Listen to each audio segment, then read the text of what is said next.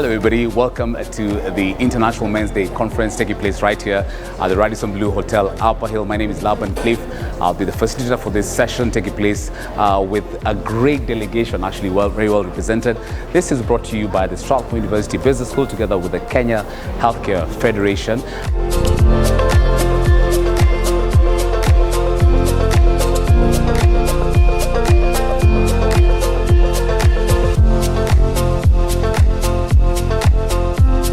Yes, it is International Men's Day, and some of you are asking me, how is this connected with that project? That is the rationale of us having this project. First of all, to celebrate the contributions, but going beyond that, have those conversations around how can we foster these relations in the workplace, and also be allied between men. We can also promote positive role modeling by men, and also not ignore the challenge that has been posed. A lot of focus has been put on the girl child, where what is happening with the male child or the males. How can we support them? I want to say something controversial. There's nothing wrong with the boy child. The problem is the man child. Nothing wrong with the boy child. The problem is the man child who failed in their responsibility to be the role model for these children who are growing and seeking a direction in their life of somebody they can emulate, somebody who lives with dignity, somebody who can take responsibility and show the way. And then we blame the boy child. No, it's the man who has remained a child and remained irresponsible. There's still a bit of this imbalance. And so this is a conversation we need to have. I know that in the last decade, from my observations, there's been a lot of focus on the girl child, a lot of empowerment, a lot of affirmative action. And there's a bit of risk to that, if we're to be honest, in the sense that boys get ignored. And so we are raising a generation where boys will not even feel like men if we are not careful. So this is a call for us, both men and women, to mentor both.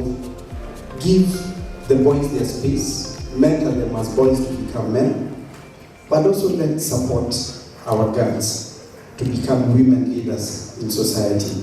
As we look at women's leadership, it's really not about a paper. It's both of them. Men and women should come in technically sound.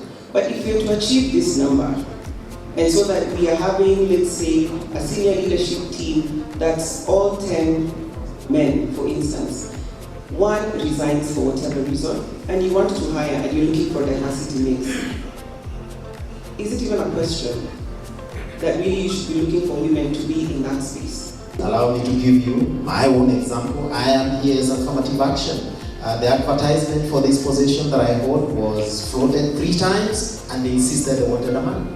And every time no man applied.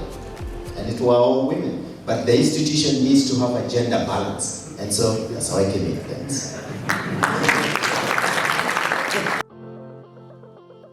Being a man was all about providing, protecting, and maintaining stoic silence. Like my dad, remember? What are you doing in the kitchen? Today, being a man means showing up, not just with money, but with your time, your heart, and dare I say, your emotions. Zilema feelings, you know? So we need to understand that there's a bigger role to play as men than just enforcement. If your child wants to become a musician, let them be. There are this one, Emma, you can answer this one or not. You're in the 10th percentile of income earners. When you think of a husband or a wife, what are you expecting? Very clear. The opportunities that my mom and my dad provided for me allowed me to see myself as my own resource, so that I'm not looking to depend on somebody else for what I need. And that does not diminish or mean that we don't need men as providers. What I feel like has happened is the role has been watered down to mean just money. But my experience with the men a lot is that their ego is connected to what they earn. I was born in 72 and raised by men of that generation. And as we were growing up, I would still remember when we came of age, I still remember I was told a man is three things: a provider, a protector, and a priest. I've never forgotten those three words: a provider, a protector, and a provider is the man who pays the bills and makes sure he leaves a will if he can. Provision discussion has become so much about money, I start wondering whether marriage has been commercialized. Whether, people go into marriage as a commercial sort of agreement. Here there have been nuptials, I don't even know what they are, I just hear things like those. But marriage has nothing to do with money. If I remember when we got married, we had nothing. The issue of provision, I assure you that most of the world has no money. And in the past they had no money, and in the future. The issue of resources is available to very few people, and yet we live. So our life is not really around provider.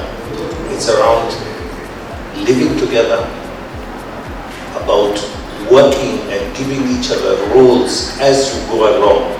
I'm not the same person who married Patricia 30 years ago. Neither am I the same person. We have grown and evolved. In that time, roles have changed as different circumstances have faced us, and we have together decided which role will be played by the other.